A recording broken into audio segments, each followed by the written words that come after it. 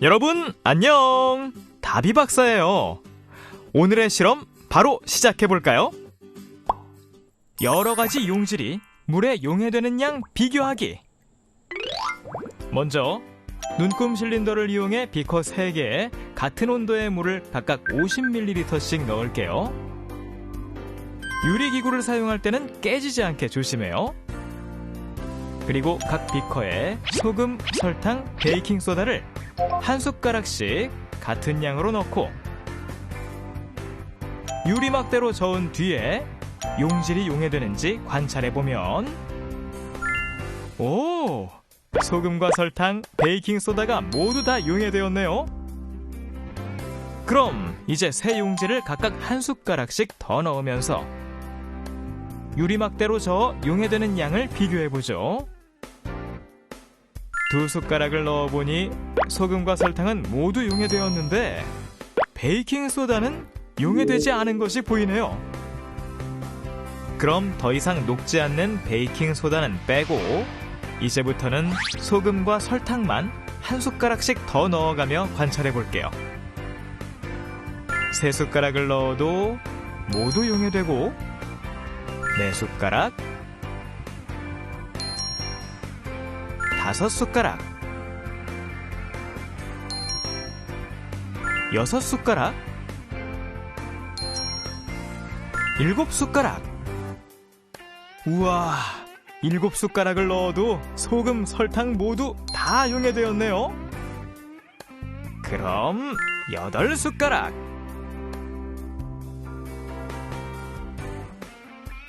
오! 이젠 소금이 용해되지 않은 것이 보이네요.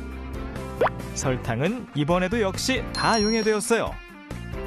자, 실험은 여기까지 하고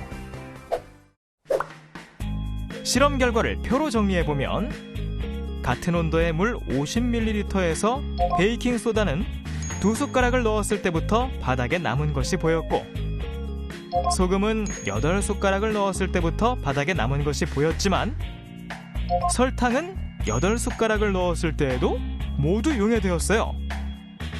즉, 물의 양이 같을 때 설탕이 가장 많이 용해되고 소금, 베이킹소다 순으로 용해가 많이 되는군요. 이처럼 같은 양의 여러 가지 용질을 온도와 양이 같은 물에 넣고 저었을 때 어떤 용질은 모두 용해되고 또 어떤 용질은 어느 정도 용해되면 더 이상 용해되지 않고 바닥에 남아요. 물의 온도와 양이 같아도 용질마다 물에 용해되는 양은 서로 다르다는 것이죠. 그럼 만약 용매인 물의 양이 늘어난다면 용질이 용해되는 양은 어떻게 변할까요? 이번에는 물 100ml의 아까와 같은 방법으로 실험을 해보죠. 같은 온도의 물이 100ml씩 담긴 비커 3개에 소금, 설탕, 베이킹소다를 한 숟가락씩 계속 넣고 저어가며 관찰해보면 4숟가락을 넣었을 때 베이킹소다에서는 용해되지 않은 것이 보이기 시작하고 16숟가락을 넣었을 때 소금은 용해되지 않고 남은 것이 보여요. 그리고 이때 설탕은 모두 용해되었어요. 오호!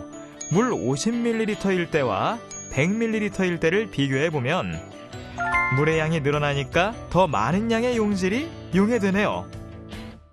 그런데 용질이 많이 용해되는 순서는 물 50ml일 때와 똑같아요.